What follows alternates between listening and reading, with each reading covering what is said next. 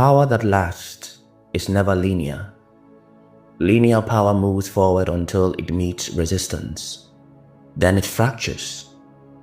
This is why so many systems, movements, ideologies, and individuals rise quickly and collapse just as fast.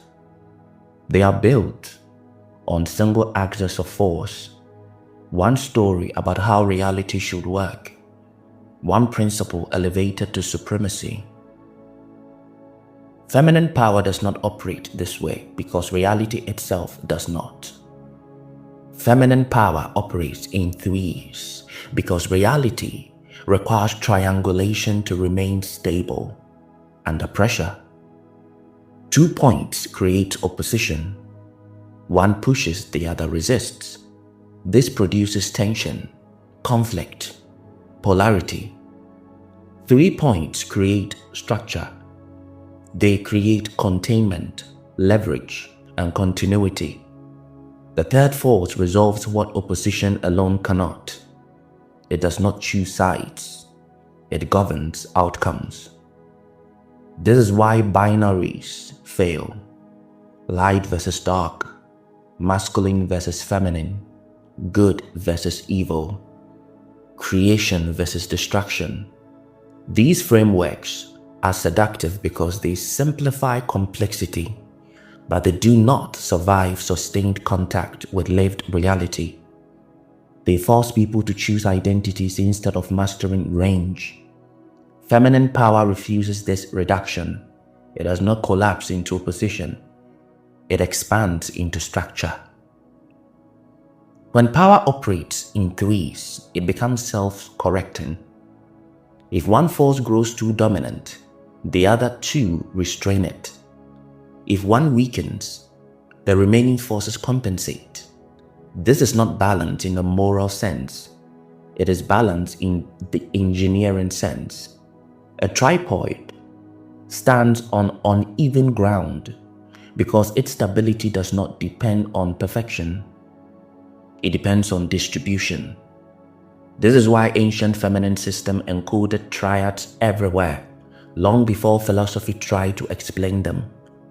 Maiden, mother, crown, birth, life, death, tied in, tied out, stillness in between, past, present, future, the womb, the blade, the law.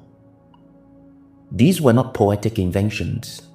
They were observations of how force behaves when it is allowed to operate without distortion. Modern systems stripped the feminine of this triad intelligence and replaced it with duality. Woman was reduced to nurture versus danger. Goddess became either benevolent mother or destructive monster. Power was split into acceptable and unacceptable forms. This was not accidental. A triad feminine cannot be controlled easily. A binary feminine can be managed, shaped, and redirected. When feminine power is forced into two options, it becomes predictable. Predictability is the prerequisite for domination. Triadic power resists prediction because it can shift position without contradiction. It can create, withdraw, or destroy without announcing its role. It will occupy next. This is why sovereign feminine power feels unsettling. It cannot be tracked through moral logic alone. Operating in threes allows the feminine to move without self-betrayal. In binary systems, you are always forced to deny part of yourself to remain coherent. You must be kind, but not harsh, strong, but not dangerous, sexual, but not commanding, spiritual, but not embodied. The third force dissolves these false choices. It allows the feminine to hold multiple truths simultaneously without collapsing into guilt or justification. This is also why attempts to balance feminine power often weaken it. Balance implies equal distribution. Triad power does not distribute equally. It distributes intelligently. At times, creation dominates At times, distraction leads. At times, nothing happens at all. The mistake modern spirituality makes is assuming that negativity is weakness or inactivity is weakness. In triadic systems, stillness is often the most divisive force. The third position is not always visible. It is often silent. It may look like absence, delay, or refusal, but it is precisely this invincible force that governs timing. Without it, creation becomes reckless and distraction becomes reactive. With it, both forces act only when the system can absorb the consequence. This is why feminine power does not rush. Rushing is a symptom of binary thinking. It is the fear of losing ground to an opposing force. Triadic power does not fear opposition because it does not define itself against anything. It defines itself by outcome. In relationships, this is why feminine sovereignty collapses when a woman is forced into either giver or withholder, lover or gatekeeper, supporter or threat. These binaries exhaust the system. The third position restores leverage. It allows her to engage, disengage, or redirect without explanation. It restores choice without performance. In leadership, this is why feminine authority feels different from masculine command. Masculine systems often rely on linear escalation, more force, more control, more enforcement. Feminine triadic systems rely on environmental pressure. They change the conditions under which choices are made. People comply not because they are threatened, but because resistance no longer produces reward. This is also why triadic power does not announce itself. Announcement collapses the third position by forcing commitment too early. When power reveals its next move prematurely, it loses leverage. Feminine power waits. It allows others to expose themselves through action. The third force is activated only when necessary. The inability to tolerate ambiguity is a sign of underdeveloped power. Binary thinking demands clarity, labels, definitions. Triadic power allows uncertainty to do its work. It understands that pressure reveals truth faster than interrogation. This is why silence is such a dominant feminine tactic. Silence creates a vacuum. In that vacuum, others move, speak, overreact, overreach, and or retreat. Information emerges without force. This is not manipulation. It is structural intelligence. Rivers do not argue with terrain. They flow, they split, they flood, or dry up based on conditions. Their power comes from adaptability within constraint. Feminine power mirrors this logic. It does not cling to form. It preserves function. Operating in threes also protects the feminine from self-sacrificing, masquerading as virtue. Binary systems glorify martyrdom, give or take, stay or leave, sacrifice or dominate. Triadic systems introduce a third option: withdraw without collapse, redirect without confrontation, end without explanation. This is why the most dangerous feminine figures in history were never the loudest.